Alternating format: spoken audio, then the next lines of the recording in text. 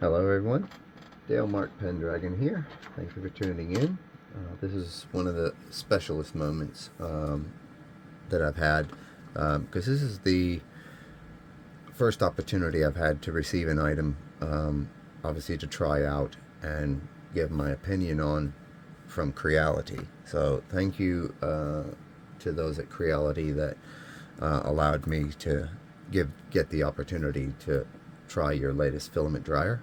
This is, as you can see, the Creality Space Pi Filament Dryer. This is their latest product, obviously for filament drying. Here it is. I've unboxed it, so I won't bore you with the unboxing side of it. Very sleek, very well designed, polycarbonate shell from the feel of it. This is the third that I've seen in the Creality line of dryers. Just to give you how big of an upgrade it is. This is the original Creality filament dryer. It had a fixed temperature of around 55°C, which was managed by a thermal switch down in the bottom. And obviously, like its successors, had rollers and a place where heated air would be forced into the chamber and ultimately circulated around. But all it had was a basic timer that you could do up to 8 hours. Obviously, this has come quite a way. There was a version 2 in between, which I saw out there in the market. I never did end up getting it, but it was a few upgrades from that one. It included, obviously, setting your temperature ranges and so forth. But it was only a minor upgrade from that. So this is like light years ahead. Obviously, it comes with a manual, piece of PTFE, and of course a power cable. Now, obviously, mine came with a European plug. I'm guessing that's due to stock availability that they had for sending out, which is fine because I have that little travel adapter that I can use. And conveniently enough, if you are upgrading to this from an original Creality filament dryer and you already have a cable and you ended up like this, it has the same plug. It has the same 2-pin plug. So I will probably end up retiring the previous, obviously, for that fact. Now, obviously, let's dive in. So we're going to turn it on. Obviously, here we go. Now, obviously, turn that switch on. There we go. Now, as you can see, it does not just initially turn right on. It has a little power button. This is a touch sensitive screen. There we go. So relative humidity at the moment, 49. Let's see what my little desk computer says. Okay, so obviously it's a little bit, because I haven't opened it yet. So if I kind of open that up like that, I bet you it'll start picking up the room at some point. But yeah, not too bad. As you can see, it has your temperature, current temperature. So this is the target for the material type, PLA. Obviously, now some materials, obviously from certain manufacturers, if it's not a Creality, this is probably ideal for Creality filament. Do not try to understand this as the filament PLA, all brands. That's not realistic. You will probably end up welding your spool into a slug. Yeah. The problem we have here is that different manufacturers use different chemical compounds and makeups for each brand of PLA, PLA plus, whatever it is. So the temperatures that it needs to dry at will differ. So the presets here will be based on that. Now you can initially set PLA and then of course dial it down a little bit ultimately. Yeah. Now, as you can see here, comes with a guide. So obviously, as you may see here, the temperature on top is the real-time temperature it's detecting. So currently around 32. The drying temperature and the material type. Yeah. The amount of time that obviously it will dry for. In this particular case, it's good for up to 48 hours. It will do dry cycles. Okay, and then just some basic information on switch temperature units and so forth. So you can see there's certain aspects that were put in non-English, but that's Not a big deal. It's pretty straightforward. Yeah. So what I found interesting though in here is the temperatures. Yeah. Here we go. Now, PLA. These are probably, again, recommended for drying temperatures, different durations for different filament types. These are probably, again, let me remind, that are based on Creality filaments. This may not apply to other brands. So PLA CF, or CF is carbon fiber, TPU, PP is polypropylene, so that's similar to the plastic that you find on storage boxes or your milk cartons, obviously the plastic milk containers. That's what polypropylene is. ABS and ASA, most have heard of these items, obviously. PETG, PETG-CF, obviously again your carbon fiber for PETG. Then PC is polycarbonate, PA and PACF, so you got, that's nylon, yeah. So PA is your normal nylon, PACF includes carbon fiber, and then PET. Now, a lot of people don't know that particular material because it's not a very common material on the market. As in the form of filament, it does actually exist. It is rather pricey by some people's standards. Or if you are into making your own filament, like with the Recreator 3D, obviously you can turn a pop bottle into this type of filament because it's made of Pt1. Yeah, so obviously high temperature for drying, 4 to 8 hours, for example, for that. Most of your higher temperature materials like that will have higher temperatures in that regard. So like, for example, ASA and ABS, 65, 8 to 12 hours easily. It does surprise me on some of these, but this may be, again, down to that. If you know your material, you know your brand, obviously, and what its drying requirements are, you can weigh it against these tables and then adjust it on the actual unit. And as you can see here, it has instructions on how to modify the drying time. So settings icon, triangle, will appear next to each of the thing. Keep clicking it until you get next to either the time or the temperature, etc. So as you can even modify the temperature to suit your spool. Please, please, please do this. I would hate to see somebody obviously do that and just go, well, that should just work for everything. That's unrealistic. Okay, there's no two manufacturers that use the same chemical compounds and mixtures to make these materials. You will find some of them that will weld into a solid brick if you try to dry it in the preset temperatures of some boxes. You may get away perfectly with one where another one will absolutely cane you. Anyway, so let's have a look at the inside. On the inside of here, we have obviously a plate that ultimately gets hot. So obviously the heating bit is under there. That looks like it was just a little piece of packing. This is your filament rollers. So they're obviously on bearings. This means obviously if you have cardboard spools or compressed cardboard spools, you may want to consider printing off the appropriate ring like you would do for an AMS, obviously from Bamboo Lab. Because ultimately, otherwise, the weight of the spool will crumple the edges. For plastic spools, you're fine. You got no problems. Now, it looks to me that the air pathway, since this is the front of the unit, air will go in here.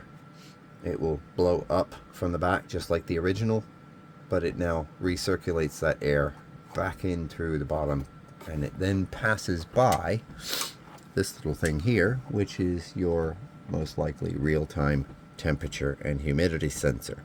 That's brilliant.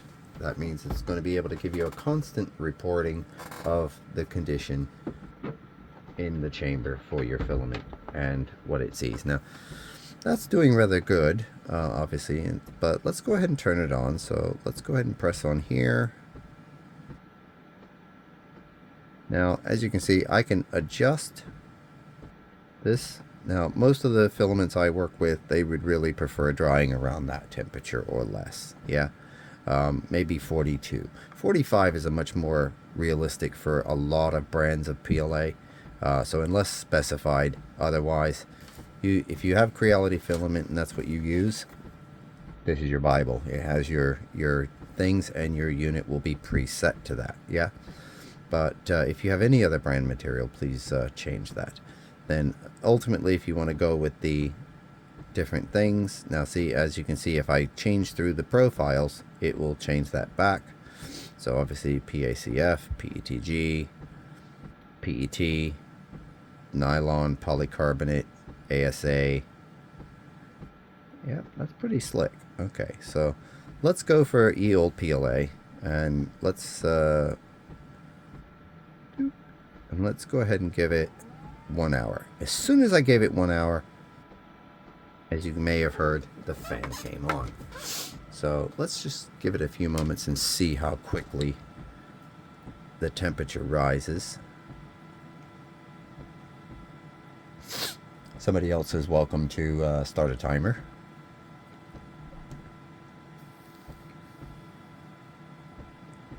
But the fact that it's almost heating up as quickly in there as a hot end is pretty impressive.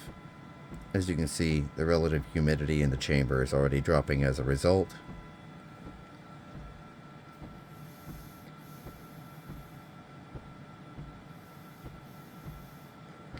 And yeah, we're getting up to just about the temperature.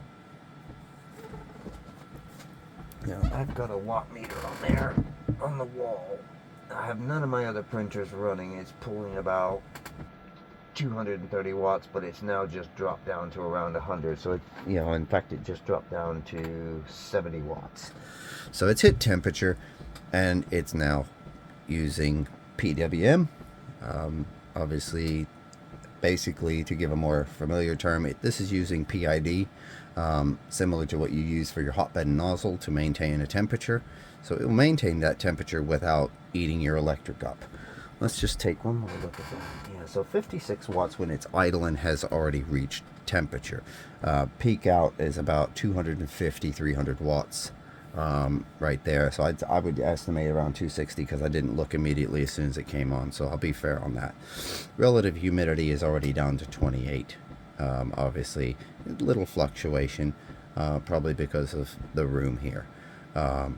My average humidity, as stated earlier, is between 60 and 80 in most cases. But little trick I learned, just like that.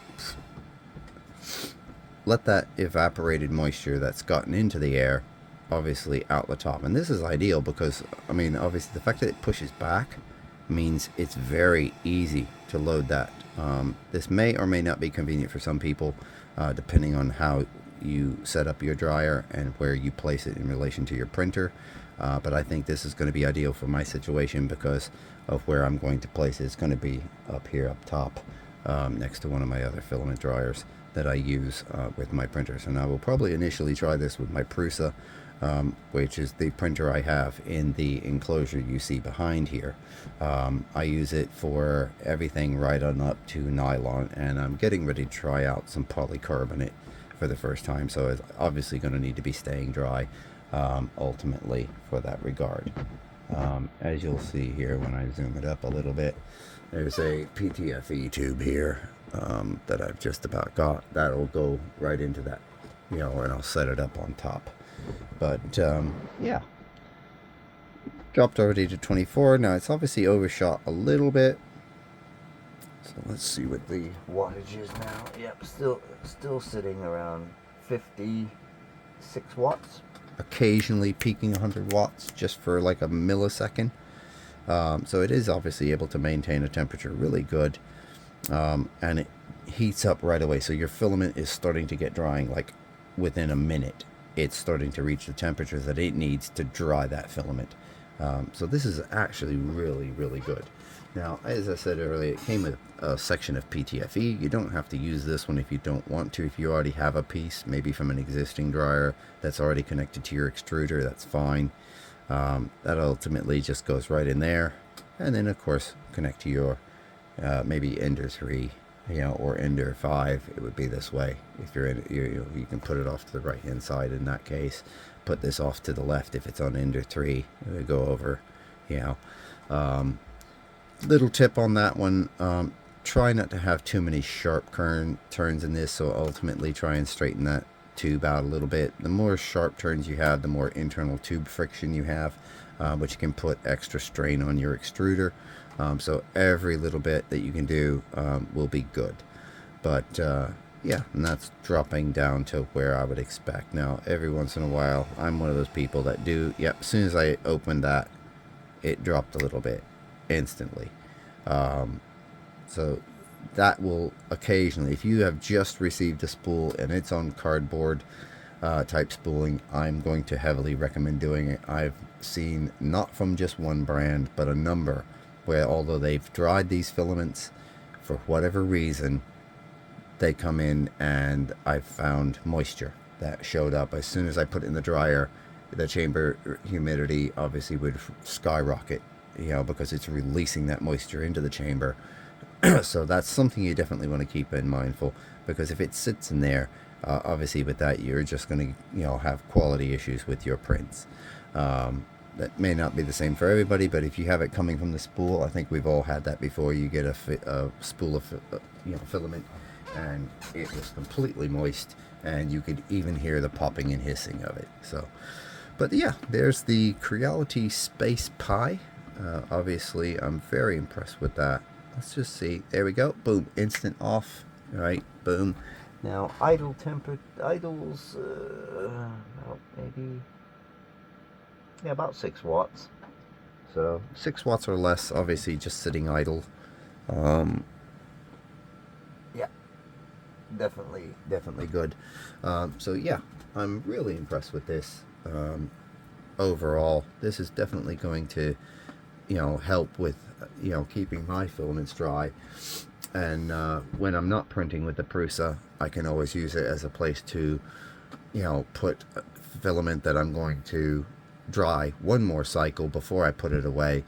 Obviously when I'm printing on the big printer and I'm switching filaments, so it's a nice thing to have, even more than one dryer. So, because you can be printing directly from one, but if you want that extra little one, or you're pulling one off the shelf that you haven't had out for a while, obviously you can pop it in the dryer, run it for the appropriate cycle time, dry that filament out, and have it ready to use, or put it away in safe storing.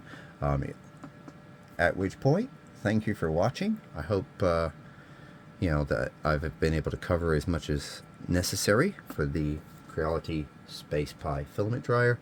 But if you have any questions, feel free to obviously comment on the video.